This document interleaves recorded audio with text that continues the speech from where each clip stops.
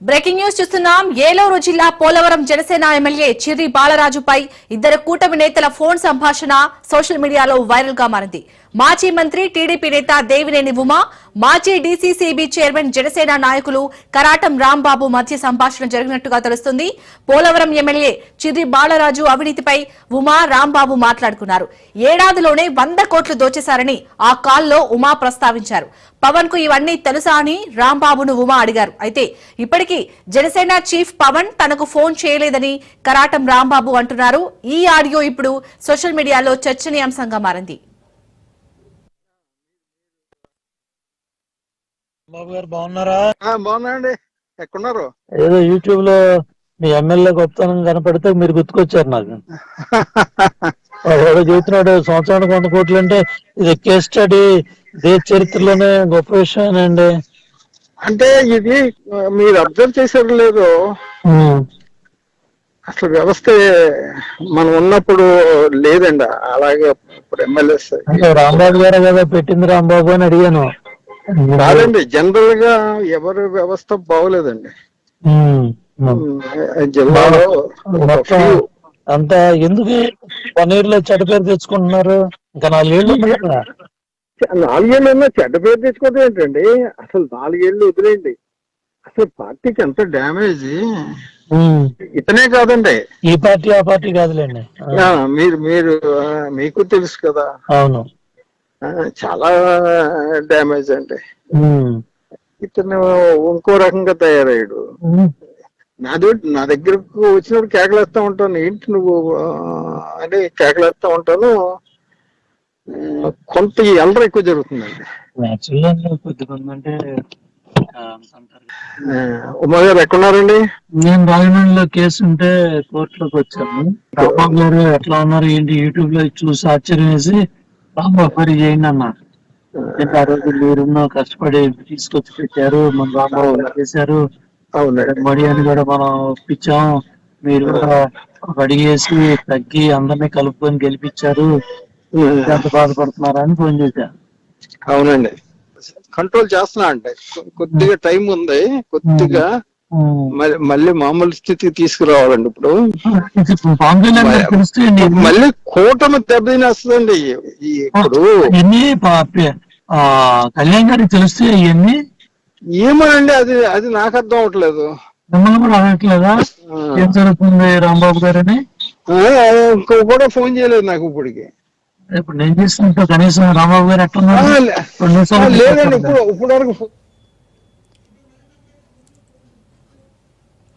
Right గా ఇటు Polavaram MLA Chirri Balaraju చేసిన అవినీతిపై అయితే ఉమా అలాగే రాంబాబు మాట్లాడుకున్నట్టుగా తెలుస్తుంది. ఇప్పుడు ఈ ఆడియో సంభాషణ అనేది వైరల్ గా మారుతుంది. దీనికి సంబంధించి మరిన్ని అప్డేట్స్ మా ప్రతినిధి మురళి అందిస్తారు. మురళి, షాలిని దేవేని ఉమా చేసిన ఫోన్ సంభాషణ జిల్లాలో అయితే పెద్ద చర్చనీయాంశంగా మారింది. ఆ లీక్ ఎలాగైందన్న దాని మీద జనసేన పార్టీ నేతలు ఇతరంతా వాళ్ళు దీని మీద చర్చ జరుపుతారు. అయితే ఈ అవినీతి మీద దేవినేని ఇంత చాలా క్లారిటీగా చెప్పాడు. 100 కోట్ల రూపాయలు సంవత్సరంలో సంపాదించే పరిస్థితి ఎలా వచ్చింది ఏంటి, ఇంకా 4 సంవత్సరాలు ఉంది కదా అంటూ ఆయన ప్రశ్నించారు. దానికి కరాట రాంబాబు గారు కూడా దానికి ఏమన్నారంటే, సీనియర్ నేత అతను చాలా క్లీన్ ఇమేజ్ ఉన్న నేత, ఏజెన్సీలో మంచి నాయకుడు. కరాట రాంబాబు గారి పేరు చెప్తే ఎక్కడ ఒక గౌరవమైన భావం. ఈ చిర్రి బాలరాజు టికెట్ కేటాయింపులో కూడా అతను ప్రధాన పాత్ర పోషించాడు. అక్కడ జనసేన పార్టీకి సంబంధించిన లీడ్ కూడా కరాట రాంబాబు చూస్తూ ఉంటారు. అటువంటి వ్యక్తి కూడా ఈ రోజున ఆయన హోప్లెస్ అయిపోయిన పరిస్థితి అయితే ఉంది. అయితే చిర్రి బాలరాజు మీద గత 6 నెలల నుంచి వరుస కథలు వస్తున్నాయి మీడియాలో. చాలా ఇసుక అక్రమ రవాణాలో కానీ, లేకపోతే పేకాట క్లబ్ల మెయింటెనెన్స్ లో కానీ, లేకపోతే పోలవరం సంబంధించిన కాంట్రాక్టుల విషయంలో కానీ పూర్తి స్థాయిలో భారీ స్థాయిలో ముడుపులు తీసుకున్నారని చెప్పేసి వార్తలు వినపడుతున్నాయి. అది ఎంతవరకు వాస్తవం అన్నది ఎవరూ చెప్పలేరు. కాకపోతే ఇది జరుగుతున్న మాత్రం వస్తున్న వార్తల్ని మీడియాలో ప్రచురిస్తుంటే వాళ్ళ మీద కేసులు కట్టి అరెస్టు చేసే పరిస్థితి కూడా వెళ్ళిపోయారు. ఈ రకంగా పోలవరంలో దారుణమైన వ్యవస్థ నడుస్తుంది. గతంలో ఈ రకమైన ఎవరు ఏ ప్రజాప్రతినిధి పరిపాలన చేయలేదు. చిర్రి బాలరాజు వచ్చిన తర్వాత ఆయన కనీసం ఇదివరకు అంటే నామినేషన్ వేస్తానికి కారు కూడా లేని సమయంలో ఈ రోజున నియోజకవర్గంలోనూ దరిదాపు 5 కోట్ల రూపాయలు విలువ చేసే భవనం నిర్మించుకున్నాడని చెప్పేసి కూడా వార్తలు వినిపిస్తున్నాయి. ఆ క్యాంపు కార్యాలయం భారీ స్థాయిలో ఏర్పాటు చేస్తున్నాడు, 2-3 కార్లు కొనుక్కున్నాడు, అంత భారీ స్థాయిలో అవినీతికి పాల్పడతాయని చెప్పేసి వార్తలు వస్తున్నాయి. చాలా మీడియా సంస్థలు కథనాలు వచ్చాయి. దాని మీద ఆయన పోలీస్ స్టేషన్ లో కేసు నిజాయితీ పడని చెప్పి చెప్పించుకునే ప్రయత్నం చేశాడు, కేసులు కట్టాడు. మీడియా వాళ్ళు చూస్తుంటే వాళ్ళ మీద విపరీతంగా మాట్లాడుతున్నారు. అయితే ఈ సంభాషణ రావడంతో చిరు బాలరాజు ఒకసారిగా డైలమాలో పడిపోయిన పరిస్థితి. జనసేన పార్టీకి సంబంధించిన నేత కూడా తీవ్ర స్థాయిలో ఆందోళన వ్యక్తం చేస్తున్నారు. ఈ రోజున DDR సమావేశం ఉంది. జిల్లా ఇన్ఛార్జి మంత్రి నాదిల మనోహర్ కూడా వచ్చే అవకాశం ఉంది. మరి కొద్దిసేపట్లో DDR సమావేశం ఉంది, ఆయనకు హాజరవుతారు. హాజరైతే దీని మీద మీడియా ప్రతినిధులు కూడా జనసేన పార్టీ ఎమ్మెల్యేల మీద అడిగే అవకాశం అయితే ఉంది పూర్తి స్థాయిలో. మరి ఆయన ఏ సమాధానం చెప్తారో తెలియదు. పైపెచ్చు పవన్ కళ్యాణ్ ఇటీవల జనసేన పార్టీ సంబంధించిన ఎమ్మెల్యేలు ఎవరైతే క్లీనింగ్ ఉంది, ఎవరైతే బాగా వర్క్ చేస్తారన్న దాని మీద చిర్రి బాలరాజుకి ఫస్ట్ స్థానం ఇచ్చారని చెప్పేసి కూడా గతంలో వార్తలు వినిపించాయి. అంటే దేంట్లో ఆయన ఫస్ట్ స్థానం వచ్చిందో దీన్ని బట్టి మనం అర్థం చేసుకోవాలి. అంటే ప్రజెంట్ తెలుగుదేశమా జనసేన అని కాదు, ప్రతి ఎమ్మెల్యే మొత్తం కౌంటర్లు తెరిచేశారు. ఎక్కడికక్కడ క్యాంపు కార్యాలయాలు ఏర్పాటు చేయడం, సెటిల్మెంట్ చేయడం పూర్తి స్థాయిలో. అటు జనసేన ఇటు తెలుగుదేశం రెండు అదే ఒకే పరిస్థితిలో ఉంది. మొత్తం జిల్లా ఏలూరు జిల్లా కానీ ఉమ్మడి పశ్చిమ గోదావరి జిల్లా కానీ ఏ ఎమ్మెల్యే ఎవరు తక్కువ కాదన్నట్టు విధంగా ప్రవర్తిస్తున్నారు. ఎవరు మంత్రులు తప్పితే కనుమ వాళ్ళు ఎమ్మెల్యే స్థాయి వాళ్ళందరూ ఎంతో కొంత సంపాదించుకోవాలి, మళ్ళీ నెగ్గుతామా లెగ్గమా, వన్ టైం ఎమ్మెల్యే అంటున్నారు. ఈ మధ్యన వన్ టైం ఎమ్మెల్యేగా మిగిలిపోతామా ఏంటి, మనం ఖర్చు పెట్టిన డబ్బులు మళ్ళీ మనకు వస్తాయా రావా అన్న ఆలోచనలో పడ్డారో ఏమో కానీ మొత్తం పూర్తి స్థాయిలో అవినీతికి తెరదించారు. మొత్తం ప్రతి ఎమ్మెల్యే ఈ ఎమ్మెల్యే ఆ ఎమ్మెల్యే అన్న ఆలోచన లేదు. వార్తలు రాస్తే భారీ స్థాయిలో వార్తలు రాయొచ్చు, కానీ వార్తలు రాసే వాళ్ళ మీద కేసులు కట్టే పరిస్థితి అయితే ఉంది. జర్నలిస్టులు కూడా భయపడిపోయే పరిస్థితి అయితే ఉంది. ఇంత అవినీతి జరుగుతున్నా నోరు మూసుకొని ఉండవలసిన పరిస్థితి. గట్టిగా మాట్లాడితే వాళ్ళు రకరకాల కేసులు కట్టారు, మీ దగ్గర ఆధారాలు ఉన్నాయా ఏంటన్న దాని మీద ప్రశ్నించే పరిస్థితులు రావడంతో జర్నలిస్టు కూడా వెనకడిగేసే పరిస్థితి. అయితే ఈ రోజు జేవీఎన్ ఉమా ఫోన్ సంభాషణతో జిల్లా మొత్తం ఒక్కసారి ఉలిక్కి పడ్డది. ఇంత జరుగుతుందో, అయితే ఆ పార్టీలో ఇంత చర్చ జరుగుతుందని చెప్పేసి ఒక చర్చ అయితే సాగుతుంది. మరి దీని మీద జనసేన పార్టీ నేతలు ఏ చర్య తీసుకుంటారు? అధ్యక్షుడు జనసేన పార్టీ అధ్యక్షుడు పవన్ కళ్యాణ్ అతని మీద ఏమైనా క్రమశిక్షణ చర్యలు తీసుకుంటారా, లేకపోతే ఇది మామూలుగాను మీడియా చేసిన రాద్ధాంతం కింద చూస్తారేంటో మనం తెలుసుకోవాల్సి అయితే ఉంది రాబోయే రోజుల్లో. Right, thank you Murali.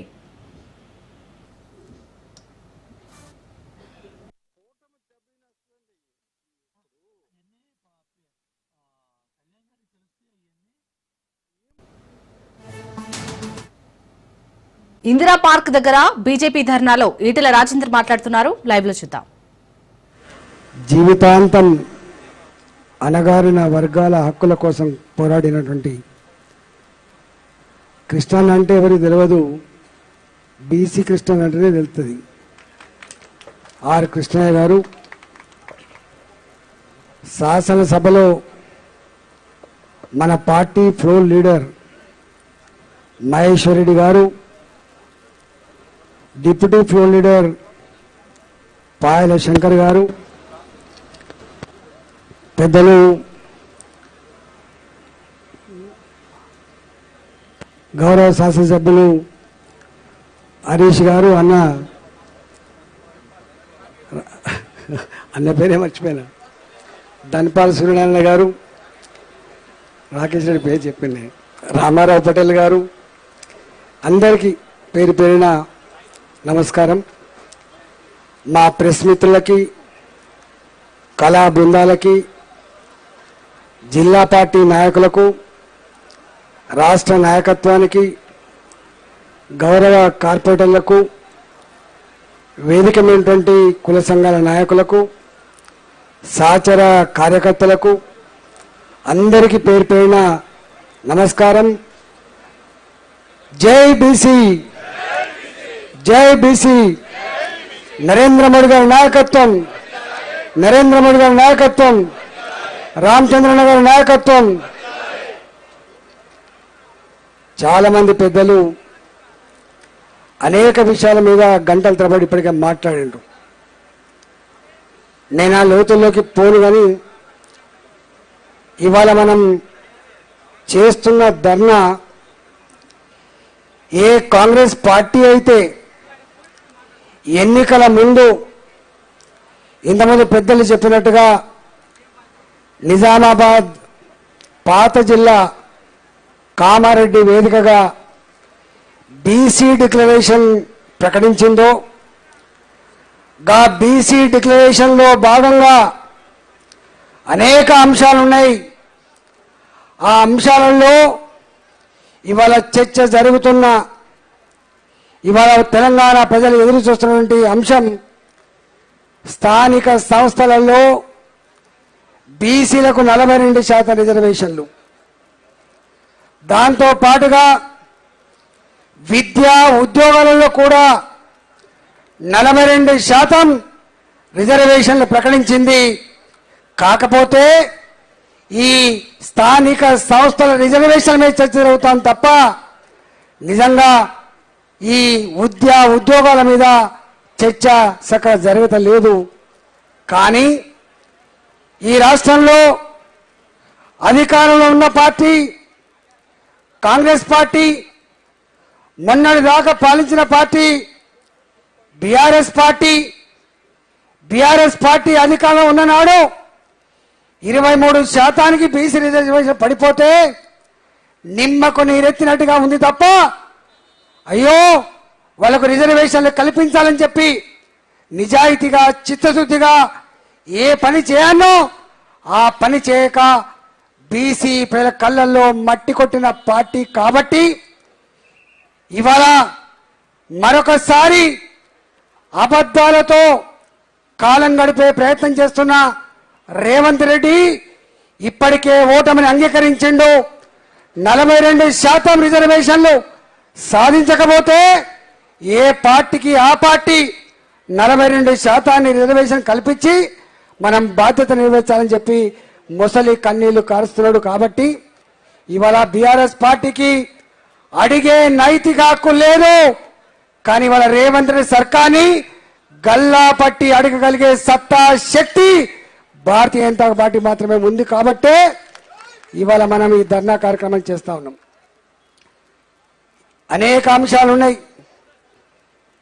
నేను 2023 ఎన్నికల ముందు ఇదే రేవంత్ రెడ్డి గారు రైతు డిక్లరేషన్, యువ పాలసీ, యువ డిక్లరేషన్, విద్యార్థుల పాలసీ, మహిళా డిక్లరేషన్, ఈ డిక్లరేషన్ల పేరిట 6 గ్యారంటీలు, 66 హామీలు, 400 పైచలకు రకాల పనులు ప్రకటిస్తున్నప్పుడు ఆనాడు భారతీయ జనతా పార్టీ నాయకుడిగా నేను ఒక మాట అడిగిన, ఒక కొత్త ప్రాంతీయ పార్టీ పుట్టుకొస్తే వాళ్ళకు అవగాహన లేక హామీలు ఇచ్చేటువంటి కల్చర్ ఉండొచ్చు, గుట్టకైతే కడతా ఉన్నా పోతే గడ్డి పోసపోతుందని చెప్పేటువంటి భావన ఉండొచ్చు. కానీ రేవంత్ రెడ్డి, నీ పార్టీ ఈ దేశాన్ని 50 సంవత్సరాలు పాలించిన పార్టీ. నీ పార్టీ రాష్ట్రంలో ఉమ్మడి రాష్ట్రంతో కలుపుకుంటే 45-50 సంవత్సరాలు పాలించిన పార్టీ. మరి అనుభవం ఉన్న పార్టీగా, పాలించిన పార్టీగా నువ్వు ఇన్ని రకాల హామీలు ఇస్తా ఉన్నావు. సాధ్యమైద్దా కాదా? అవగాహన ఉన్నదా లేదా? లేదు. ఎన్ని అడ్డమైన హామీలైనా ఇచ్చి ప్రజల్ని మోసం చేసి అధికారంలోకి రావాలనే తపన ఉందా అని చెప్పి ఆనాడు నేను అడిగినా. ఆయన దానికి సమాధానంగా కొంతమంది మిడిమిడి జ్ఞానం వాళ్ళు, అవగాహన లేని వాళ్ళు మాట్లాడుతున్నారు. కాంగ్రెస్ పార్టీ మాట ఇస్తే తప్పదు, మడమ తిప్పదని చెప్పిండు రేవంత్ రెడ్డి. కానీ నేను అడుగుతా ఉన్నా, 6 నెలల లోపే స్థానిక సంస్థలలో 42% రిజర్వేషన్లు పెట్టి ఎన్నికలు నిర్వహిస్తా అని చెప్పినటువంటి నీ మాట ఇవాళ ఏమైంది మిస్టర్ రేవంత్ రెడ్డి? యావత్ తెలంగాణలో ఉంటున్న బీసీ జాతులు, అన్ని కులాల్లో ఉన్న వాళ్ళు కూడా అనుకుంటున్నారు మేం మరోసారి మోసపోయినాం, మరోసారి వంచనకు గురైనాం, రేవంత్ రెడ్డిని అర్థం చేసుకోలేకపోయినాం. రేవంత్ రెడ్డి అమెరికాలో పోయినప్పుడు మాట్లాడిన మాట ఏదో మాట్లాడలే అనుకున్నాం. కానీ ఇవాళ తన నైజం, తన నిజ రూపం అర్థమైందని చెప్పి అలా బాధపడుతుండొచ్చు కాక, కానీ సందర్భం వచ్చినప్పుడు నొక్కడానికి సిద్ధంగా ఉన్నారు బీసీ జాతులు అని చెప్పి ఇవాళ మనం చేస్తున్నాం. రైతులు కూడా గట్లే మాట్లాడుకుంటాను, యువకులు కూడా ఇట్లా మాట్లాడుకుంటాను. నేను ఒకటే అడుగుతున్నా రేవంత్ రెడ్డి గారిని, ఇవాళ ఒక 40,000 కోట్ల రూపాయలు సంవత్సరానికి ఖర్చు పెట్టడానికి పెద్ద బిషాది కాదు. నోరు కట్టుకుంటే కడుపు కొట్టుకొని పనిచేస్తే, కమిట్మెంట్ ఉంటే, గింత జాగా అమ్ముకుంటే వేల కోట్ల రూపాయలు వస్తాయని చెప్పినావు కదా రేవంత్ రెడ్డి. మరి 20 నెలలు దాటిపోయింది. 20 నెలలు దాటిపోయినప్పటికి కూడా రాష్ట్రంలోని ప్రభుత్వ పాఠశాలల్లో ఉపాధ్యాయులకు సంబంధించిన ఫేస్ రికగ్నిషన్ ఆధారిత హాజరు నేటి నుంచి ప్రారంభించారు. ఈ పద్ధతిని ముందుగా విద్యార్థుల హాజరు కోసం ప్రవేశపెట్టగా ఇప్పుడు అన్ని ప్రభుత్వ పాఠశాలల్లో అమలు చేస్తున్నారు. ఖమ్మం జిల్లాలోని ప్రభుత్వ పాఠశాలల్లో 2,48,837 మంది విద్యార్థులు చదువులు కొనసాగిస్తున్నారు. అయితే ఇప్పుడు ఇదే విధానాన్ని ఉపాధ్యాయులకు అమలు చేస్తున్నారు అధికారులు. ఇక నుంచి జిల్లాల వారీగా SRS యాప్ లో విద్యార్థుల హాజరు పక్కనే టీచర్ల వివరాలు నమోదు చేయనున్నారు. ఇక ఇదే అంశానికి సంబంధించిన మరింత సమాచారాన్ని మా ప్రతినిధి ఉపేంద్ర అందిస్తారు. ప్రభుత్వ పాఠశాలలో అంటే పారదర్శకంగా ఉండేందుకు ఇప్పటికే అటు విద్యార్థులకు కూడా ఏదే హాజరు మాత్రం అటు ఫేస్ రికగ్నైజేషన్ ద్వారా ఇప్పటికే అటు అంటే ఉపాధ్యాయులు వేస్తున్న నేపథ్యంలోనే ఈ తరుణంలోనే రాష్ట్ర వ్యాప్తంగా ఉన్నటువంటి పాఠశాలలో ప్రస్తుతం మాత్రం అటు అంటే ఉపాధ్యాయులు కూడా ప్రత్యేకంగా ఫేస్ రికగ్నైజేషన్ FRS ద్వారా కూడా అటెండెన్స్ వేస్తున్న పరిస్థితి కనిపిస్తుంది. ఇక జిల్లా వ్యాప్తంగా ఖమ్మం జిల్లా చూసుకుంటే ఖమ్మం జిల్లాలో ఏదైతే ఆగస్టు 1వ తారీఖు నుంచి కూడా ఈ ఫేస్ రికగ్నైజేషన్ సంబంధించినటువంటి యాప్ల ద్వారా కూడా విద్యార్థులను అయితే అంటే విద్యార్థులతో పాటు అటు ఉపాధ్యాయులు కూడా వారికి కూడా హాజరు కూడా వేస్తున్న పరిస్థితి కనిపిస్తుంది. దీనిపై ఎక్కడ కూడా అటు అంటే ప్రతి మండల స్థాయిలో కావచ్చు, జిల్లా స్థాయి కావచ్చు, రాష్ట్ర స్థాయిలో ఎక్కడ కూడా ఉపాధ్యాయులు ఎంతమంది హాజరయ్యారు, విద్యార్థులు ఎంతమంది హాజరయ్యారు అనే విషయాన్ని నిక్కచ్చిగా తెలుసుకునేందుకు ఈ యాప్ ఉపయోగపడుతుందన్నట్టు రాష్ట్ర ప్రభుత్వం ప్రత్యేకంగా భావిస్తుంది. ఈ నేపథ్యంలోనే ఈ యాప్ ను ఈ రోజు నుంచి కూడా అంటే ఆగస్టు 1వ తారీఖు నుంచి కూడా ఈ యాప్ ను ఉపాధ్యాయులు కూడా అంటే ఫేస్ రికగ్నైజేషన్ ద్వారా అటెండెన్స్ నిర్వహిస్తున్న పరిస్థితి కనిపిస్తుంది. ఈ నేపథ్యంలో ఈ విషయానికి సంబంధించి కొంతమంది ఉపాధ్యాయులు మనతో ఉన్నారు. వారిని అడిగి అసలు ఫేస్ రికగ్నైజేషన్ విషయంలో ఎటువంటి అంటే లోపాలు ఉన్నాయి, ఏంటి అసలు ఏ విధంగా ఉందనే విషయాన్ని మనతో మాట్లాడడానికి కొంతమంది ఉపాధ్యాయులు ఉన్నారు. వారిని అడిగి మరిన్ని విషయాలు తెలుసుకుందాం. చెప్పండి సార్, ప్రధానంగా ఈ రోజు నుంచి కూడా FRS అటు విద్యార్థులతో పాటు ఇటు ఉపాధ్యాయులకు కూడా పెట్టారు, ఎలా అనిపిస్తుంది? DSC FRS ముఖ గుర్తింపు ద్వారా హాజరు నమోదు చేస్తా ఉన్నారు. అయితే వాళ్ళ మార్నింగ్ 1 గంట వరకు రాష్ట్ర వ్యాప్తంగా ఒకేసారి కాబట్టి ఆ సైట్ సర్వర్ బిజీ వల్ల అండర్ ప్రాసెస్ లో వచ్చింది. తర్వాత 1 గంట తర్వాత అందరూ మా పాఠశాలలో ఉన్న టీచర్స్ అందరూ రిజిస్ట్రేషన్ కంప్లీట్ అయింది.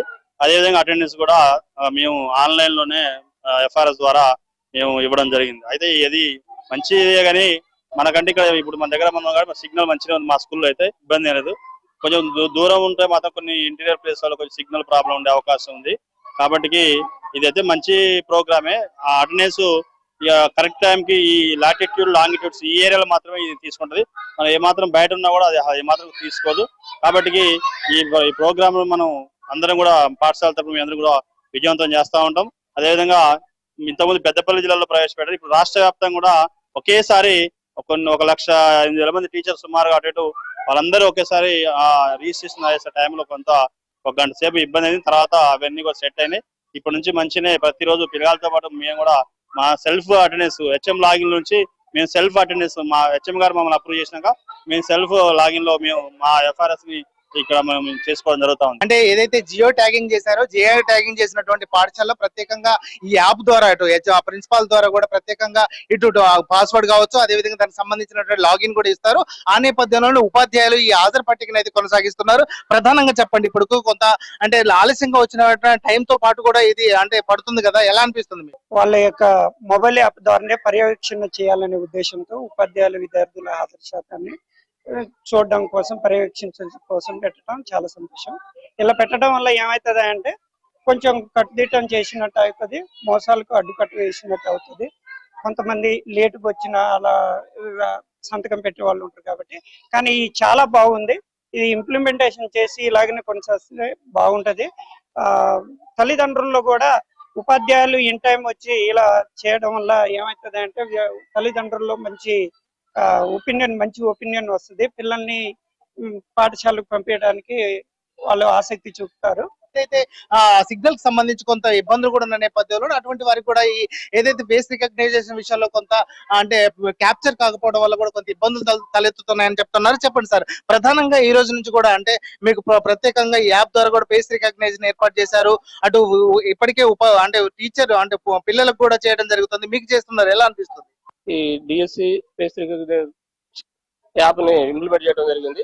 గతంలో భూపాలపల్లి జిల్లాలో దీన్ని ప్రయోగాత్మక పెట్టడం వల్ల అది సక్సెస్ అయినందుకు ఇప్పుడు మొత్తం రాష్ట్ర వ్యాప్తంగా మన రాష్ట్రంలో ఇంప్లిమెంట్ చేస్తున్నారు. అయితే ఈ యాప్ యొక్క ఉద్దేశం చాలా మంచి ఉద్దేశం. ఈ అంటే కొన్ని ఏరియాలో మారుమూల గ్రామాల్లో కొంచెం ఇబ్బంది పడతారు టీచర్లు. మామూలుగా మండల కేంద్రం, జిల్లా కేంద్రాలకి అయితే చాలా సులభంగా ఉంటుంది. మారుమూల గ్రామంలో అయితే సిగ్నల్ అందాక కొంచెం టీచర్లు ఇబ్బంది పడే సూచనలు ఉంటాయి. అలాంటి వాటిని అధికారులు అది సమీక్షించి దాన్ని సాల్వ్ చేయాలి. ఇంకోటి ఏంటంటే టీచర్లు సకాలంలో హాజరవుతారు. టీచర్ల మీద ఉన్న అపోహాలు తొలగిపోతాయి. ఇప్పుడు నుండి సమాజంలో టీచర్లు లేటుగా వస్తారు, లేదంటే ముందుకు వెళ్ళిపోతున్నారు ఒక పావు గంట 10 నిమిషాలని, ఆ అపోహాలు అనేది ఇక నుండి పట్టపంచలైనట్టుగా నేను భావిస్తున్నాను. ప్రధానంగా చూసుకుంటే ఈ ఫేస్ రికగ్నైజేషన్ ద్వారా విద్యార్థుల హాజరుతో పాటు అటు ఉపాధ్యాయులు కూడా ఏ సమయానికి వస్తున్నారు, ఏ సమయానికి వెళ్తున్నారు అనే విషయాన్ని, అటు ఏదైతే రాగానే మళ్ళీ ఫేస్ రికగ్నైజేషన్ అనేది అటు స్కూల్ కాంప్లెక్స్ కూడా వెళ్ళిపోయే సమయంలో కూడా మరొకసారి తీసుకోవడంలో పారదర్శకత కొనసాగుతుంది. అదేవిధంగా విద్యార్థులు కూడా అంటే ఉపాధ్యాయులపై ఉన్నటువంటి అపోహలు, ప్రభుత్వ పాఠశాలపై ఉన్నటువంటి అపోహలు కూడా తొలగుతున్నాయని చెప్తున్నారు. ఇక ప్రధానంగా చూసుకుంటే జిల్లా వ్యాప్తంగా ఉన్నటువంటి మారుమూల ప్రాంతాల్లో ఇప్పుడు ఏజెన్సీ, ఖమ్మం జిల్లా ఏజెన్సీ ప్రాంతం, అటువంటి ప్రాంతాల్లో కొంత సిగ్నల్ ప్రాబ్లం కూడా ఇబ్బంది ఉన్నది. అటువంటి నేపథ్యంలోనే ఈ క్యాప్చరింగ్ విషయంలో కావచ్చు, ఈ అటెండెన్స్ విషయంలో కొంత ఇబ్బందులు పడుతున్నామని అయితే ఉపాధ్యాయులు చెప్తున్నారు. దీనిపై కూడా ఇప్పటికే అంటే ఉపాధ్యాయులు కొంతమంది అన్ఎడ్యుకేటెడ్ గా ఉన్నటువంటి ఉపాధ్యాయులు కూడా ప్రత్యేకంగా మండల కేంద్రంలో ఏదైతే ఒక పర్సన్ ఏర్పాటు చేసి ప్రత్యేకంగా వాటి సమస్యలు నివృత్తి చేయాలని చెప్పేసి అయితే ఉపాధ్యాయులు కోరుతున్నారు. ప్రస్తుతం మాత్రం ఈ విషయం ఎంతో అంటే ఈ ఫేస్ రికగ్నైజ్ FRS ద్వారా కూడా అటెండెన్స్ విద్యార్థులతో పాటు తమకు కూడా పెట్టడం చాలా శుభసూచకంగా కూడా అయితే ఉపాధ్యాయులు అయితే చెప్తున్న పరిస్థితి జిల్లాలో కనిపిస్తుంది. ఇది ఇక్కడ తాజా పరిస్థితి. కెమెరా పర్సన్ నరసింహరావుతో ఉపేందర్, రాజ్ న్యూస్, ఖమ్మం.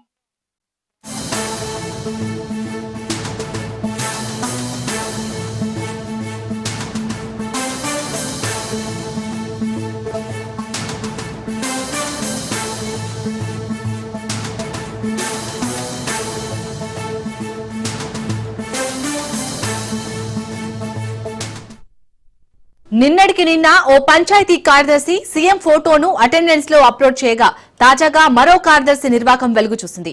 తాను రాని రోజున తన ఐడీపై మరో కార్యదర్శితో అటెండెన్స్ వేయించుకున్న ఘటన రాజన్న సిరిసిల్ల జిల్లా కోనరావుపేట మండలం కనగర్తి గ్రామంలో జరిగింది. పంచాయతీ కార్యదర్శి కవిత తాను విధులకు గైర్హాజరైన రోజున మరో మహిళా కార్యదర్శి ఆలంతో అటెండెన్స్ వేయించుకుంది.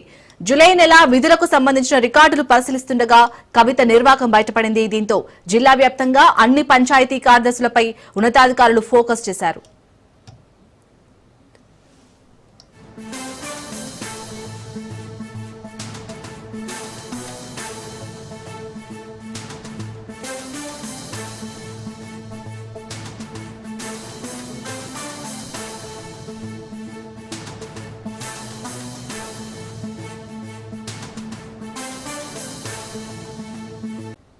నెల్లూరు జిల్లా ఎస్ఆర్ కాలేజీలో విద్యార్థులు నిరసన బాట పట్టారు.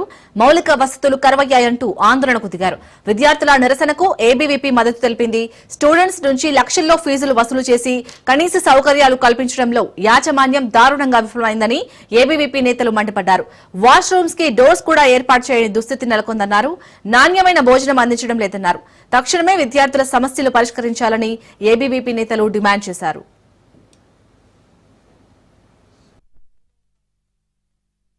క్యాంపస్ మొత్తంలో 500 మంది 600 మంది విద్యార్థులు చదువుతా ఉన్నారు. ఈ క్యాంపస్ మొత్తంలో కూడా ఫైర్ సేఫ్టీ లేదు. ఫైర్ సేఫ్టీ లేదు. ఏదైనా కరెంటు వైరు ఏదైనా అనుకోరాని ఏదైనా జరిగితే దీనికి బాధ్యతలు ఎవరు అని చెప్పి ఈరోజు ఏబీపీ ప్రశ్నిస్తూ ఉంది. విద్యార్థుల్ని వాళ్ళ సమస్యలు చెప్పేదానికి వస్తూ ఉంటే వాటర్ క్యాన్ వాళ్ళు మోసుకెళ్లాల్సి వస్తూ ఉంది పైకి. మీరు మోసుకెళ్ళండి లేకపోతే అట్టే చావండి అని చెప్తా ఉన్నారు. ఏం సార్ ఈ వాటర్ క్యాన్ అంటే, నువ్వు ఇంకొక అడ్మిషన్ ఇయ్యి, నీకు ఎక్కువ చూసుకుంటావు. ఫీజు కట్టించుకునేటప్పుడు ముందుగానే 1,50,000తో పాటు 1,500 హాట్ వాటర్ అని బిల్ అని చెప్పి హాట్ వాటర్ అడగండి అన్న విద్యార్థులు అడిగితే హాట్ వాటర్ అసలు రావట్లేదన్నా అని చెప్తా ఉన్నారు. ఆ అబ్బాయి ఫస్ట్ ఇయర్ కంప్లీట్ అయిపోతే సెకండ్ ఇయర్లో ఒక అడ్మిషన్ కానీ తీసుకొస్తే మేము బాగా చూసుకుంటాము, నువ్వు అడిగింది చేసి పెడతామన్నారు. ఈ క్యాంపస్ కి ఆఖరికి వాచ్మ్యాన్ కూడా లేడు. ఏదో అనుకోరాని పరిస్థితిలో విద్యార్థి బయటకు వెళ్తే ఎవరిది రెస్పాన్సిబిలిటీ? కాలేజ్ యాజమాన్యానికి ఎన్నిసార్లు ప్రశ్నించినా ఈరోజు చేపిస్తాం రేపు చేపిస్తాం అని చెప్పి పనికి రాని కబుర్లని చెప్తాను. దీనిపైన వెంటనే ఆర్ఏఓ గారు, కలెక్టర్ గారు ఎవరైతే ఈ రాష్ట్ర విద్యాశాఖ మంత్రి ఎవరైతే ఉన్న నారా లోకేష్ గారు వెంటనే స్పందించి విద్యార్థులకు న్యాయం చేయాల్సిందిగా ఏబీపీ కోరుతా ఉంది. కొట్టడానికి వస్తున్నారు. ఏసీ ఉందా మీ రూమ్ లో? ఏసీ లేదా? ఏసీ ఉందని చెప్పారా అడగడంలో మీ క్యాంపస్ లో? వెండి ఉన్నాయని చెప్పారా?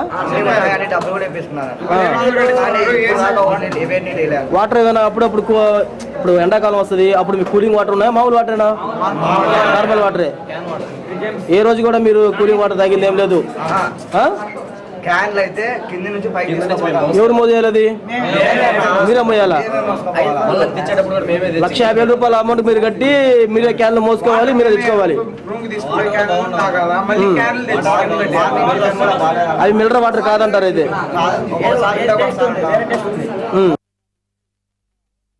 ఏం లేవు సార్, మీరు వాళ్ళు ఏది చెప్తారు. మేము 5 years నుంచి తెలంగాణలో కాంగ్రెస్ జనహిత పాదయాత్ర కొనసాగుతుంది. ఇవాళ జోగిపేట డిగ్రీ కాలేజీలో శ్రమదాన కార్యక్రమం నిర్వహించారు. నిజామాబాద్ జిల్లాలో మీనాక్షి నటరాజన్ పాదయాత్ర కొనసాగనుంది. ఆలూరు నుంచి ఆర్మూర్ పాత బస్టాండ్ వరకు యాత్ర జరుగుతుంది. రాత్రికి ఆర్మూర్లో కాంగ్రెస్ నేతలు బస చేయనున్నారు.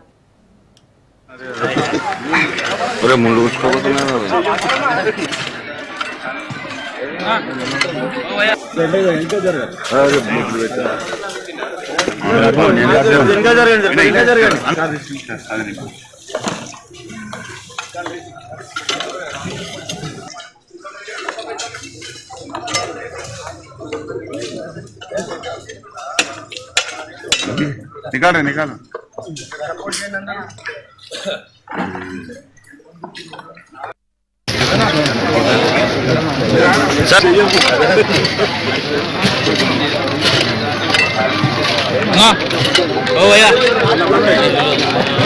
అన్నా మీరు చేతులు పెట్టకూడదు ప్లీజ్.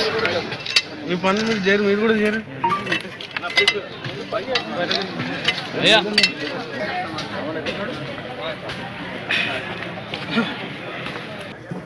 గౌడ్ సాబ్ వినయ్ వినయ్ మంచిర్యాల జిల్లా కాశీపేట మండలం మామిడిగూడెంలో విష జ్వరాలు ప్రబలుతున్నాయి. డెంగ్యూ కేసుల సంఖ్య భారీగా పెరిగింది. దీంతో గ్రామస్తులు భయాందోళనకు గురవుతున్నారు. గ్రామం మొత్తం జ్వరాల బారిన పడటంతో వైద్య శాఖ అధికారులు మెడికల్ క్యాంప్ ఏర్పాటు చేశారు. పారిశుద్ధ్యం లోపించడం వల్లే గ్రామంలో విష జ్వరాలు ప్రబలుతున్నాయని వైద్య శాఖ అధికారులు చెబుతున్నారు. మెరుగైన వైద్య సేవలు అందించాలని గ్రామస్తులు కోరుతున్నారు.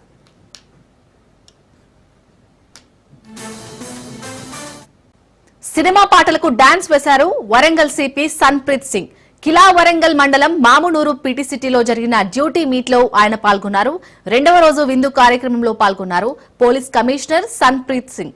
సిపితో పాటు అక్కడ పాల్గొన్న ఉన్నతాధికారులు, పోలీస్ సిబ్బంది, పోలీసు ఉన్నతాధికారులు స్టెప్పులు వేసి ఎంజాయ్ చేశారు. నిత్యం డ్యూటీలో ఉండే వీళ్ళకి ఈ ప్రోగ్రాం కాస్త విరామంతో పాటు ఉత్సాహాన్ని ఇచ్చిందని తెలుస్తోంది.